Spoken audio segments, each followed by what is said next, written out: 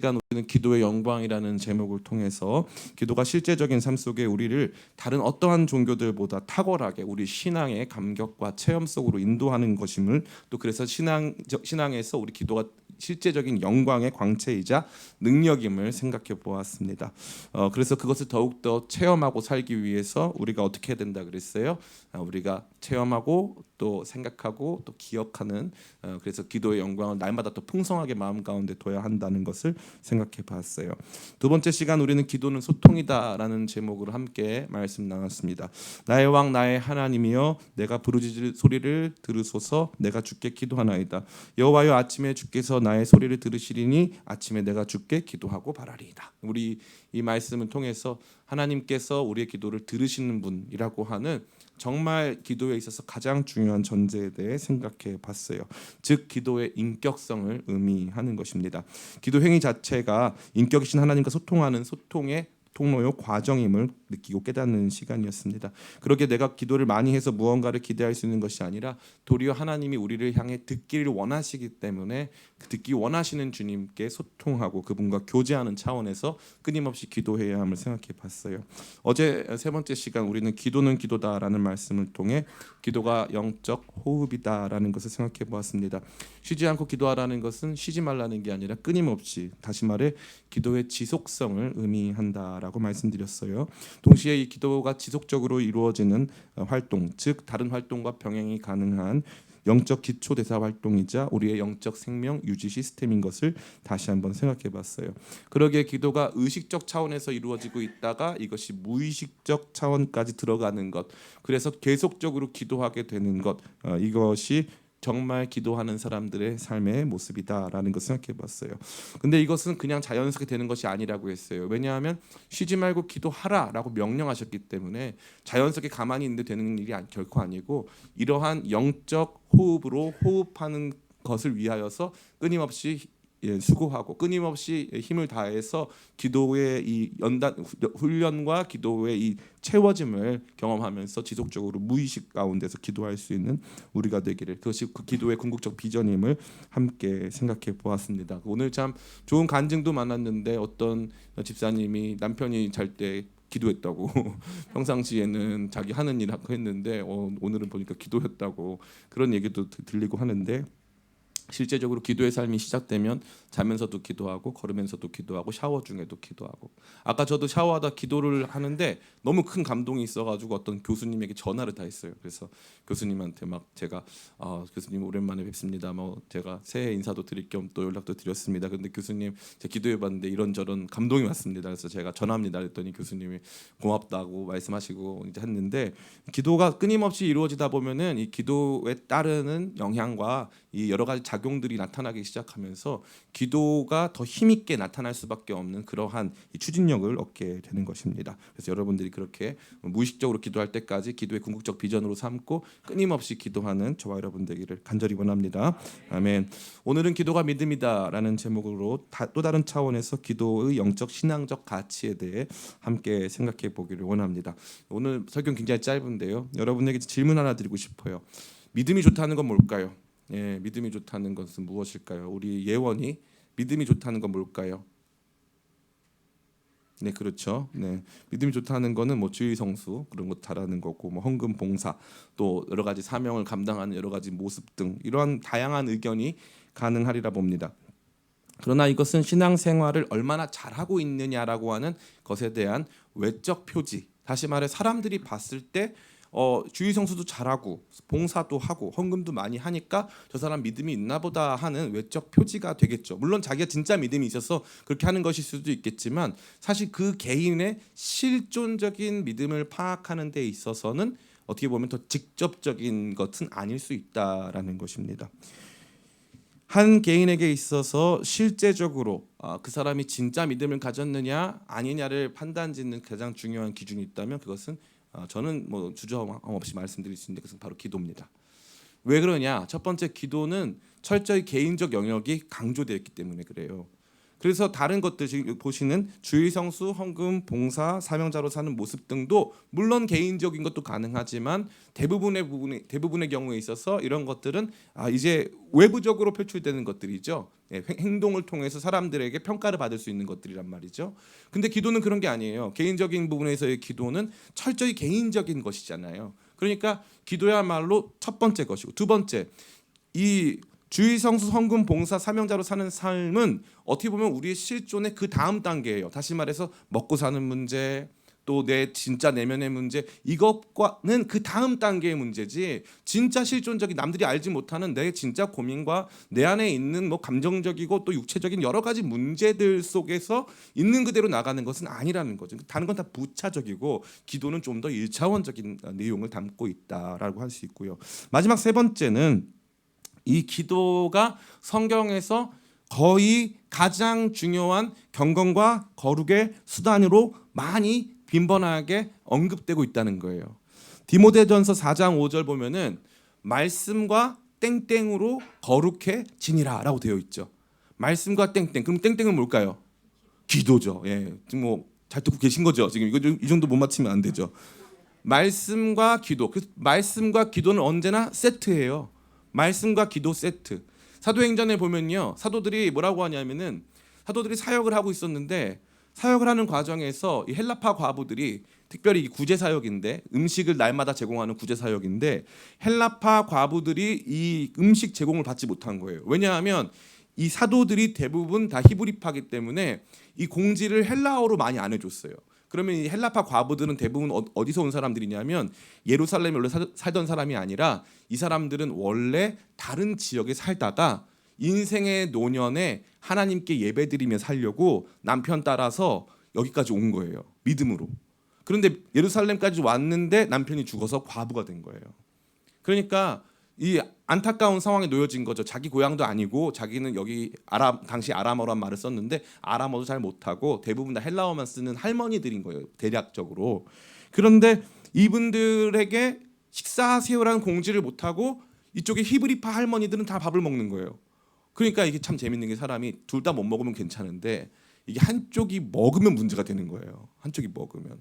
그래가지고 이게 막 분란 소지가 됐잖아요. 그 사도들이 뭐라고 하냐면은 우리 이 일을 전담할 사람들을 뽑자. 그래서 7명을 뽑아가지고 그 사람들에게 이 일, 구제의 일을 완전히 일임하고, 그래서 그 7명은 전원 헬라파로 뽑습니다. 전원 헬라파로. 7명 다 뽑아가지고 헬라파 집사, 이 당시 사실 솔직히 말하면 집사는 아닌데 그 일들을 맡겨주고요. 그 다음에 사도들이 하는 말이 있어요. 뭐라고 하냐면은 우리는 오로지 말씀과 기도에 전무하리라라고 되어 있어요. 그러니까 말씀과 기도는요, 기도의 위상이 우리가 생각보다 잘 모르는데 기도의 위상은 말씀과 기도 세트이기 때문에 거의 하나라고 봐도 무방할 정도예요. 그 정도로 중요합니다. 그러니까 이게 개인적인 거고요. 또 1차원적인 것, 실존적인 내용이고 뿐만 아니라 성경에서 말씀과 기도는 세트로 거의 동등한 영적인 거룩의 수단으로, 경건의 수단으로 나타나 있다는 거죠. 그러니까 얼마나 중요한 것입니까? 그러니까 한 사람이 하나님을 얼마나 잘 믿느냐는 근본적으로, 또 기초적으로, 우선적으로, 1차원적으로 기도의 분량과 빈도, 지속적인 기도의 삶과 비례한다고 할 수 있는 거예요. 그러니까 기도가 한 사람의 믿음의 측량에 있어서 굉장히 중요한 기준이 된다 이거예요. 기도하지 않는 그리스도인들은 미안하지만 믿음이 없는 그리스도인이라고 해도 과언이 아니다 이 말이에요. 이게 진짜 중요한 거예요. 이 강조가 반드시 필요한 거죠. 자, 한 사람이 기도를 한다는 것은 어떤 의미를 갖습니까? 그러면 기도한다는 것, 기도를 한다는 것. 제가 4가지 정도로 말씀드릴 수 있는데, 첫 번째, 기도한다는 건 기도 받으시는 하나님이 존재한다라고 하는 선언이죠. 그죠? 기도를 하는데 하나님이 안 계신데 어떻게 기도할 수가 있어요? 그죠? 기도 받으시는 하나님이 존재한다라고 하는 전제이자, 그래야 기도를 할 수 있으니까, 또 한 가지 자기가 기도하고 있음 자체가 하나님이, 기도 받으시는 하나님이 존재하신다라고 하는 선언이 되는 거예요. 두 번째, 기도 받으시는 하나님이 단순히 존재할 뿐만 아니라 그분이 선하시고, 그분이 악하면 안 되잖아요. 내가 기도를 하는데 그분이 악해. 여러분 뭐 그 악마는 프라다를 입는다 뭐 한 가끔 뭐 그런 영화도 있고 한데 여러분이 정말 악마한테 빌고 싶은 적이 있어요 없어요? 그런 일이 있으면 돼요 안 돼요?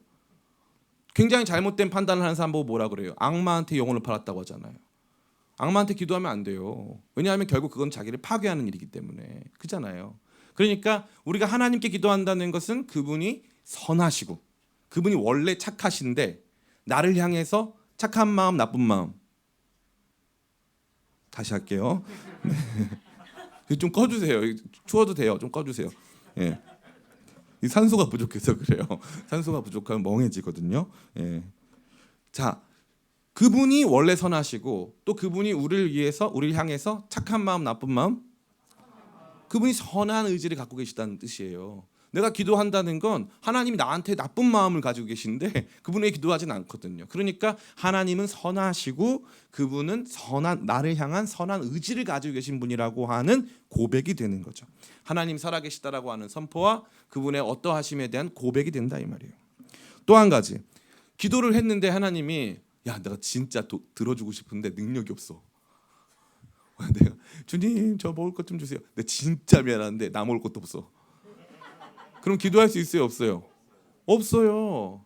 그러면은 세 번째는 뭐냐면은 하나님의 능력에 대한 의존이에요. 기도한다는 행위 자체가 그러니까 하나님 능력이 있다라고 하는 선포죠. 나보다 능력이 있으시다. 나보다뿐만 아니라 하나님 못하실 것이 없다 이거예요. 그게 기도한다는 그 기도함의 의미죠. 그잖아요. 하나님 계시고 그분 선하시고 그분은 능력 있으시다. 이것에 대한 강력한 이 외적 증거가 기도라는 거예요. 마지막 네 번째, 기도한다는 것은 아무리 내가 노력해도 내 삶 전체에 대한 마스터 플랜은 내가 갖고 있는 게 아니다 이거예요. 하나님에게 주권이 있다는 거예요. 내가 죽는 것, 사는 것, 내가 앉는 것, 일어서는 것, 내가 들어가는 것, 나가는 것, 내가 병이 걸리는 것, 내가 장애를 입는 것, 이 모든 것에 대한 주권이 누구에게 있다? 하나님께 있다는 거예요. 하나님이 주권적 판단으로 이 모든 일들을 행하실 수 있다라고 하는 하나님 주권에 대한 강력한 이 고백이 선언이 되는 것이죠. 그러니까 이와 같이 기도는 하나님의 존재, 하나님의 성품, 하나님의 능력, 하나님 주권에 대한 선언, 고백, 의존, 그리고 마지막에 항복이 되는 거예요. 항복. 하나님께 주권이 있으면 나한테 주권이 있다는 거 없다는 거예요? 없다는 거예요. 우리한테는 주권이 없다는 거예요. 우리한테 의견은 있을 수 있어요. 하나님 그거 저 주세요. 하나님 저 이렇게 하고 싶어요. 하나님 저 이런 사람 되고 싶어요. 저 이거 필요해요. 라고 하나님께 의견을 얼마든지 드릴 수 있어요. 그러나 그것을 들으시거나 그것을 주시거나 하는 것에 대한 최종적이고 궁극적인 결정은 누구한테 있다? 하나님에게 있다. 하나님에게 있다. 이거는 누가 알아야 되는 거냐면 우리 모두가 알아야 되는 내용이고요. 사실 이거는 이 시대가 알아야 되는 거예요. 아이들을 키울 때도 마찬가지 아닙니까? 아이들을 키울 때 아이가 부모의 주권을 인정한다는 건 그런 거예요. 엄마 나 이거 해도 돼? 이런 거예요. 애가 담배를 갖고 와가지고 엄마 나 오늘부터 담배를 좀 펴보기로 했어. 그래서 야 담배 피면 안 돼 라고 말했는데 애가 그건 엄마 생각이고 내 삶의 주권은 나한테 있다고 이러면서 뭐 아직 초등학교 2학년밖에 안 되니까 담배를 펴요. 그러면은 그걸 보고서 참 애가 자아가 잘 형성이 됐구나. 어린 나이에 자기 주도적인 친구구나. 이럴 부모가 있어요 없어요? 있어서는 안 되죠. 근데 지금 이게 어디서 일어나고 있어요? 미국에서 일어나고 있어요. 미국에서. 그래서 아이한테 미국의 일부 주에서는요. 아이한테 너가 이제 7살이 됐으니까 너 성을 너가 선택해봐. 진짜예요. 그냥 하는 말이 진짜라니까요. 너 남성 같아 여성 같아 너가 선택해 이거예요. 그 말은 뭐예요? 성적 자기결정권이 너 개인한테 있다는 거예요. 이거는 권위에 대한 완전한 부정이고 권위에 대한 완전한 부정이 우리를 해방시킬 것이라고 하는 잘못된 믿음에 기초한 거예요. 권위는 아름다운 거예요. 온전한 창조 질서 속에 있는 권위는 아름다운 거예요. 그 권위가 있기 때문에 우리가 하나님께 대들 수도 있고요. 그 권위가 있기 때문에 우리가 하나님께 불만도 할 수 있는 거예요. 그 권위가 없이 천상천하 유아독존 나밖에 안 산다. 내가 모든 것의 마지막이다. 내가 전부다라고 믿는 거는 미안한 말이지만 그건 오만도 아니고 무지의 결정입니다. 결정체. 세상에 존재하는 모든 것은 이러한 체계와 오더, 질서를 갖고 있는 거예요. 그 질서 안에서 우리가 사고하고 생활할 수 있는 거예요. 예? 이 코넬리우스 반틀이라고 하는 이 변증하시는 신학자분이 계세요. 이 반틀 교수님이 이제 하루는 기차를 타고 다른 지역으로 이동하셔야 되는데 반틀 교수님이 이제 봤는데 어떤 아이가 할아버지 무릎 위에 앉아 있더래요. 근데 할아버지 무릎 위에 이렇게 앉아 있는데 얘가 자꾸 장난으로 할아버지 이제 수염도 이렇게 뜯고 할아버지 뺨을 때리더라는 거죠. 그 모습이 참으로 맹랑해 보였지만 그때 이 코넬리우스 반틀 교수님이 한 생각이 뭐냐면 제가 만약에 저 할아버지 무릎 위에 앉아 있지 못하면 쟤는 할아버지 뺨을 때릴 수가 없다 이 말이에요. 그러니까 하나님 위에 있지 않으면 인간이 하나님께 대하여 저항할 수도 없는 거예요. 너무나도 중요한 메시지인 거죠. 그러니까 오늘 기도라고 하는 것은 주권적 하나님의 주권에 대한 철저한 항복이 되는 거잖아요. 절대 이거 잊지 않았으면 좋겠어요. 하나님에 대한 선포, 하나님 성품에 대한 고백, 하나님 능력에 대한 의존, 하나님 주권에 대한 항복 이거예요. 그러니까 기도가 너무나 중요한 믿음의 척도가 되는 거예요. 기도하지 않는 그리스도인들은 그럼 역으로 생각해 보자면 하나님 존재에 대한 부정, 하나님 성품과 선한 의지에 대한 부정, 하나님 능력에 대한 부정, 내 삶에 대한 하나님 주권에 대한 부정이라는 거예요. 하나님 존재에 대한 부정, 그리고 하나님 선한 성품에 대한 부정이 다 죄가 되지만 하나님 능력에 대한 부정을 하게 되면 의존이 없어요. 하나님께 의존하지 않습니다. 그래서 철저히 세계는 갇혀 있는, 다시 말해 과학 질서 안에, 자연 세계 안에 갇혀 있는 것이고 하나님께서는 그 과학 세계, 자연 세계 안에 들어오실 수 있는 명분이 없다 이 말이에요. 그러면 콩 심으면 콩 나야지, 팥 심으면 팥 나야지 그 이상의 것을 하면 안 된다는 거 보는 거죠. 그게 자연주의라는 거예요. 자연주의. 이 자연주의가 뭐 성숙한 인간관이라고 생각하고 하는 모든 것은 니체의 생각이에요. 니체의 생각. 성경적 생각은 아니에요. 하나님은 우리의 삶에 개입하십니다. 아멘. 하나님은 여러분의 삶에 개입하세요. 하나님은 개입하세요. 특별한 방식으로 얼마든지 개입하세요. 예? 그러니까 우리가 기도할 수 있는 거예요. 자연주의를 극복하는 거예요. 자연주의를 단순히 극복하는 게 아니에요. 그래서 목사님, 제가 자연주의를 극복하기 위해 기도하면서 오늘은 2층에서 계단을 이용하지 않기로 했습니다. 큰일 나요. 그런 결단은 하지 마세요. 하나님 그게 정확하게 재밌게도 그게 이제 마태복음에 보면은 마태복음에 또 누가복음에 등장하지만 사단이 시험하는 거예요. 높은 데서 뛰어내리라고. 천사들이 받아줄 거라고. 그게 아니라 내가 하나님을 시험하려고 하는 태도 혹은 내가 하나님의 초자연성을 내 멋대로 이용하려고 하는 태도가 아니라 하나님의 주권과 뜻에 따라 그분이 개입하실 수 있을 때 그분의 의지에 따라 얼마든지 개입할 수 있다라는 믿음이에요. 이게 너무나도 중요한 거예요. 그러니까 이 기도하지 않는다는 것은 이러한 하나님의 어떠하심에 대한 전면적인 부정이 되는 것이고 하나님 능력에 대한 불신과 의존하지 않음, 또 하나님 주권에 대한 부정인데 이것은 항복하지 않은 거니까 저항하는 거예요. 그래서 죄의 핵심은 뭐냐면 하나님을 싫어하는 거예요. 하나님을 싫어하는 거. 하나님이 역사하시는 게 싫은 거예요. 내가 하고 싶은데 자꾸 그걸 하나님이 역사해가지고 하는 게 좀 부담스럽고 싫고 하나님을 기뻐하지 않는 거예요. 이게 그럼 어떻게 벌어지냐? 그러니까 교회를 다니고 신앙적인 활동, 즉 성가대, 찬양팀, 뭐 미디어팀, 선교팀, 교회학교 봉사, 뭐 식당 봉사, 뭐 구제, 뭐 이런 거 한다고 해도 이론적으로는 자기가 교회 다니는 사람이라고 할 수 있지만 실천적으로는 사실 기도하지 않기 때문에 하나님 존재 부정하고 하나님 성품 부정하고 하나님 능력 부정하고 하나님 주권 부정하는 하나님께 저항하고 있는 실천적 의미의 이론적으로는 하나님 믿지만 실천적 의미의 무신론자들일 수 있다 이 말이에요. 이게 많을까요? 적을까요? 많습니다. 이게 목사님들도 많을까요? 아니면 목사님들 중에 별로 없을까요? 많아요. 많습니다. 이런 사람들이 너무 많으니까 언젠가부터 교회라고 하는 시스템 자체에 하나님이 역사하실 공간이 없어요. 그게 너무 신기하더라고요. 함께 같이 기도하고 이 문제에 대해서 하나님께 올려드립시다 할 수 있는 그런 공간이 없어요. 왜냐하면은 모든 건 돈, 그 다음에 상황 뭐 이런 걸로만 점철돼 있으니까 목사님이 조금만 이런 거 하자고 하면은 성도들이 막 두려워하는 거예요. 그리고 목사님 무리한다 그러고 물론 그게 또 목사님 자의에 따라서 자기 마음대로 하면 또 문제가 당연히 되죠. 그런데 확실한 건 온 교회가 기도하는 교회일 땐 그 일에 대해서 우리 한번 같이 기도해 보실까요? 그러면 이제 성도들이 같이 막 기도하고 기도 모임 만들고 의견도 막 드리고 목사님 저희 모임에서 기도해 봤더니 이걸 잠깐 기뻐하실 것 같아요. 하나님 이런 마음 주십니다 해가지고 A 기도팀에서 의견 올라오고 B 기도팀에서 의견 올라오고 해가지고 우리 다 같이 또 기도해 보고 그 다양한 그러한 이 기도로 말미암아 우리의 방향성 안에 하나님의 개입하심이 존재할 수 있는 것이고 또 목회자가 진짜 기도하면서 그러한 마음의 결단을 가질 수도 있는 것인데 이러한 것들이 개입하면 안 된다 이거예요. 이게 영적 자연주의예요. 그냥 우리는 우리니까 그 어떤 것도 새로운 일이 벌어져서는 안 되고 그냥 여기 멈춰 있어야 된다는 거죠. 이 얼마나 안타깝습니까? 평생 신앙생활을 했고 교회에 십자가를 걸어놓고 같이 모여서 신앙적인 얘기를 한다 할지라도 상당히 많은 실천적 무신론자들이 교회 안에 있기 때문에 개인적인 기도 시간이 없고 하나님께 나아가 하나님의 살아계심을 선포하고 그분의 어떠하심을 자랑하고 찬양하고 또 그분의 이 공급에 의존하고 그분께 항복하는 그래서 내 뜻을 굽혀내는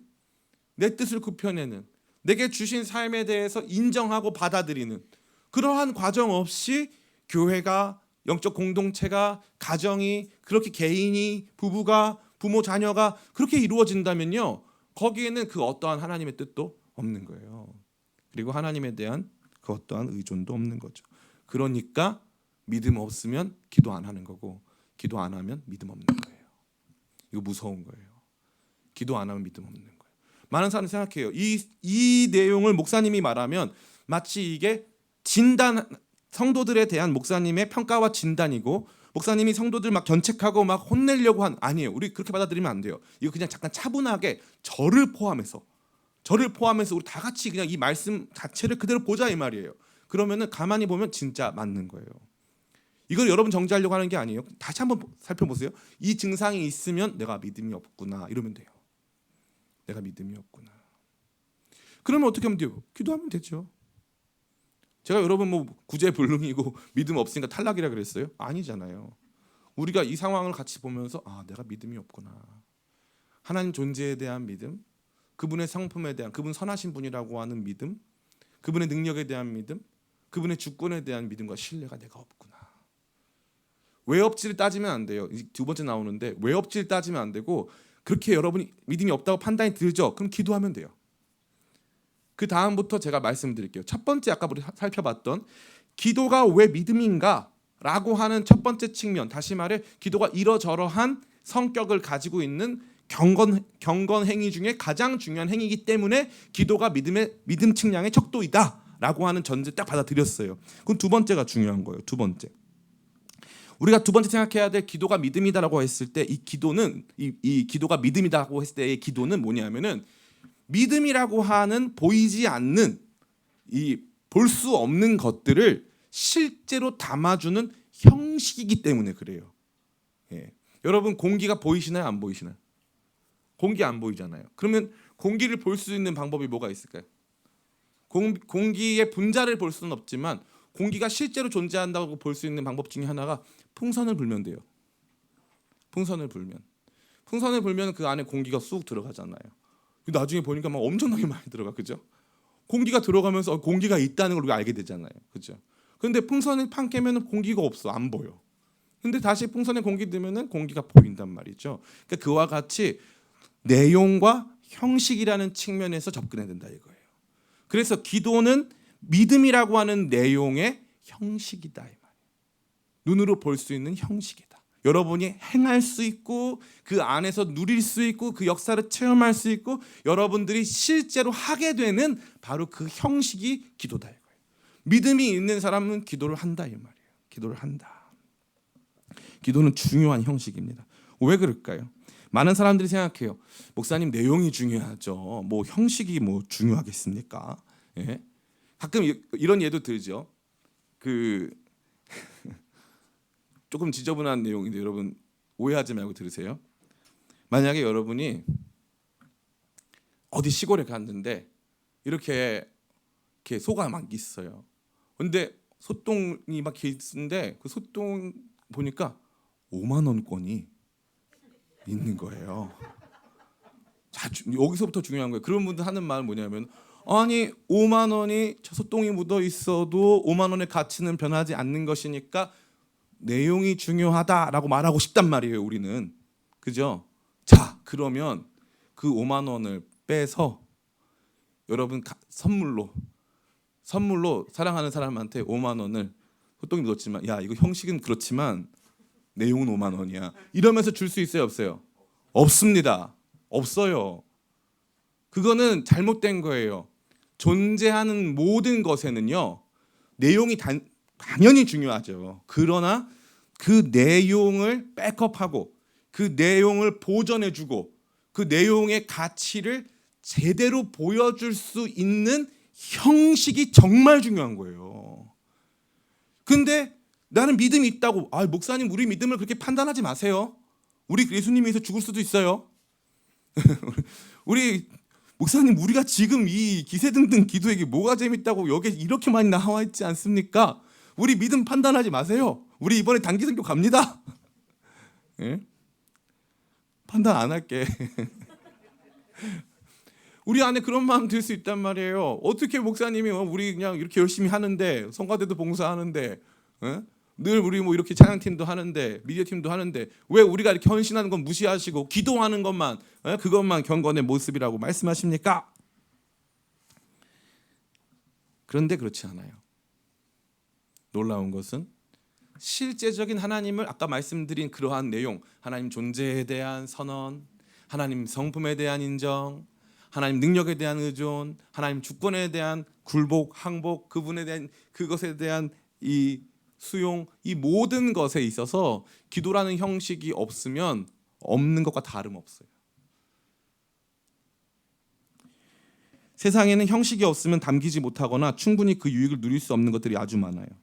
물은 그냥 벌컥벌컥 마셔도 돼요. 그리고 여러분 집에 컵 필요 없네요. 그죠? 물 마시면 되니까 벌컥벌컥 이렇게. 그잖아요. 물만 들어가면 됐죠. 그죠? 목사님 저희는 그거보다 그냥 호수로 마십니다. 뭐 이렇게 할 수도 있고 이게 더 시원해요. 이렇게 야성적이잖아요. 뭐 이러면서 마셔도 되고 편하게 드세요. 근데 사람들은 이상하게 컵을 사용하대요.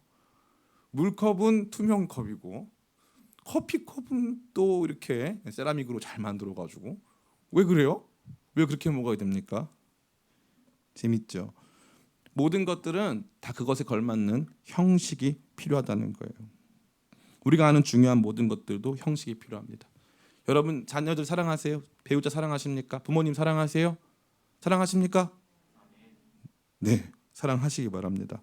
사랑하는데 사랑은 어떤 형식에 담아야 될까요? 다양하게 담으면 돼요. 부모님에게는 봉투로 담으면 되고 배우자들에게는 선물로 담으면 되고 자녀들에게는 이렇게 용돈으로 주로 다 돈이네. 좀 세긴 세요. 예. 돈 없고 그러면 어떻게 해야 돼요? 제가 사랑을 제일 잘 담는 거 말씀드릴게요.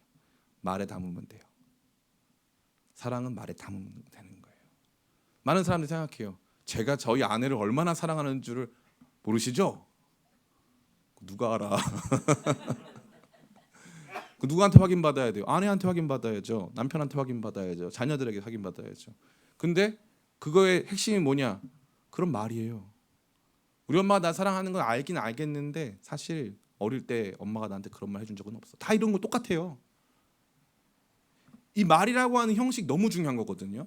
근데 사람들이 내가 그 아이를 위해서 얼마나 희생했냐고. 아빠들이 주로 그런 거 많이 경험하잖아요. 내가 밖에 나가서 얼마나 일을 하는데 애들은 나를 ATM으로 여긴다. 그럴 수 있는데 그 눈에 보이는 것이고 아빠들이 말을 바꿔야 돼요. 말을. 사랑한다고. 넌 소중한데 보물이라고. 보석이라고. 말을 바꾸면은 삶이 바뀌어요. 말은 굉장히 중요한 형식이에요. 굉장히 중요한 형식. 그래서 이 말은 존재의 집이라고 하잖아요. 존재의 집. 근데 이 우리가 살아가는 존재의 집이 이 말인데 이 말의 형식을 배제한 채 마음으로만 전달. 가끔 그런 거 하잖아요. 이렇게 사랑하는 사람 우리 방주영 집사님 저 눈빛으로 무슨 말 하면 맞춰 보세요. 아니 안 못하겠다. 왜 한다 그래 안 한다 그래야지. 막 하겠다고 나랑 눈빛 마주치고 있어. 막 그런 거 한다고 했어요. 막 서로 막 안 돼요. 이렇게 부부가 그렇게 막 눈빛으로 메시지 텔레파시 이렇게 하면은 안 돼요. 그 재밌는 건 뭔지 아세요? 그러면 써봐라 그래요. 그러면 이제 부인은 사랑한다고 쓰고 뭐 남편은 미안해라고 써요. 서로 틀린 거예요. 눈빛 보고 어떻게 합니까? 그러면 돗자리 깔아야죠. 눈빛 보고 알면은. 몰라요. 말해야 아는 거예요. 하나님도요. 창조의 정신 성령께서 운행하시거든요. 그런데 창조 때에 하나님 어떻게 하세요? 말을 하세요. 빛이 있으라. 그죠? 하나님 말씀이라고 하는 형식에 하나님의 의지와 하나님의 능력이 담기죠. 말이 너무 중요한 거예요. 말이 얼마나 중요한 건데요. 기도 역시 마찬가지예요. 믿음은 기도라는 형식에 담아야 돼요. 왜 그럴까요? 1번 기도가 말이기 때문에. 기도가 말이에요. 기도라는 형식 너무 중요한 형식이에요. 그러니까 이 기도라고 하는 형식은 재밌는 게 내가 발화자, 내가 말하는 사람인데 발화자가 말하면서 발화자가 1차 청취자가 돼요. 그래서 이 발화자의 말이 제일 먼저 1차 청취자인 발화자 자신에게 울려 퍼져서 자기가 그런 사람으로 형성됩니다. 기도보다 더 환상적인 믿음의 그릇은 없어요. 기도는 믿음의 그릇이에요. 그러니까 기도라고 하는 그릇에 담아야 돼요. 근데 뭐 제가 이 다른 것보다 재밌는 건 뭐냐면 이탈리아에 가니까 에스프레소 커피를 마시는데 한국보다 에스프레소 커피가 훨씬 맛있어요. 훨씬 맛있어요.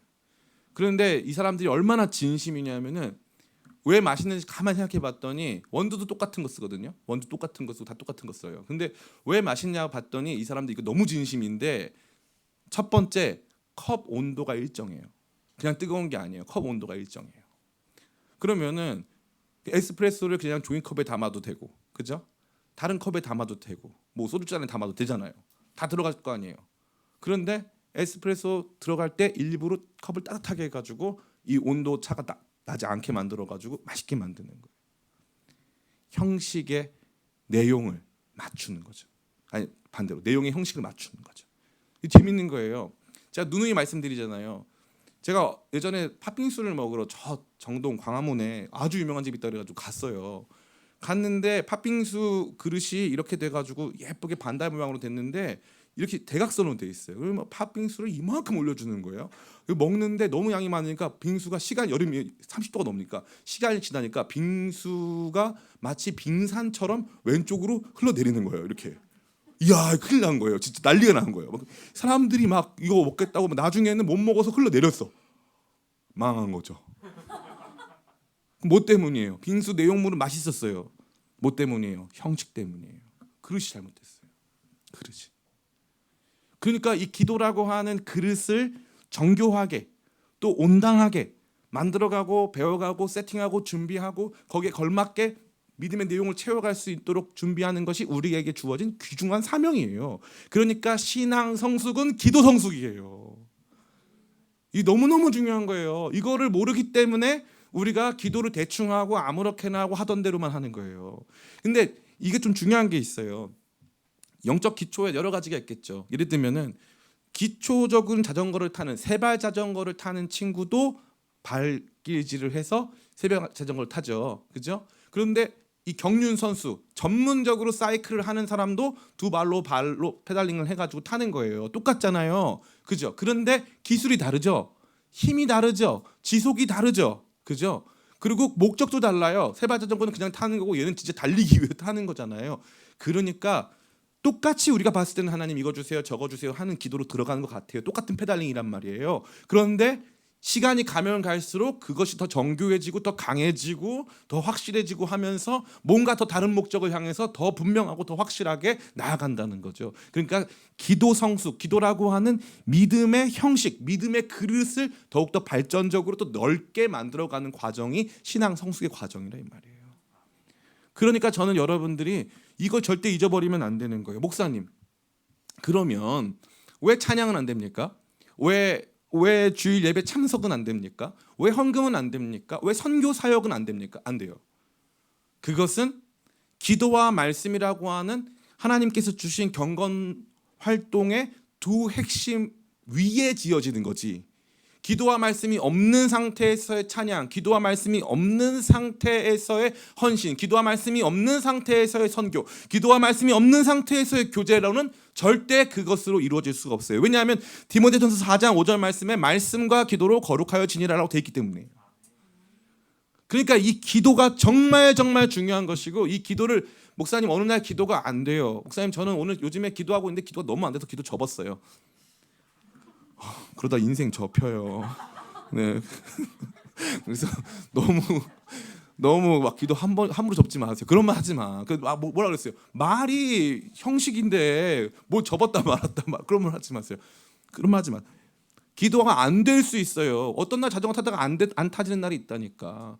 피아노 잘 치던 사람도 어느 날 안 쳐지는 날이 있어요. 우리 교회 이제 정유정 집사 이제 보스턴에서 지금 버클리에서 가르쳐요.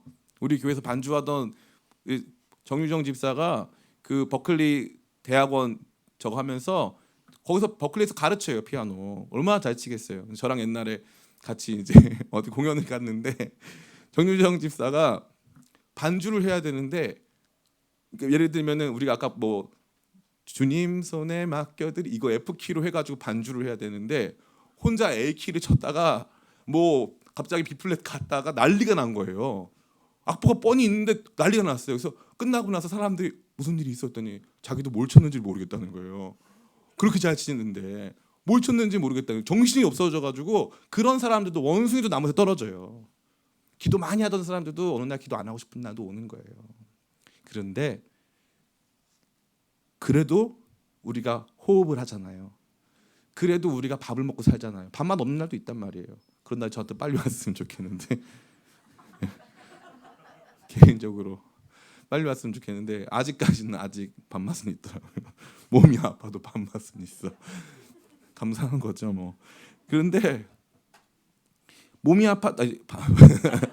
밥맛이 없는 날이 있는데 그래도 나중에 밥 안 먹으면 어떻게 되냐, 죽는 거예요.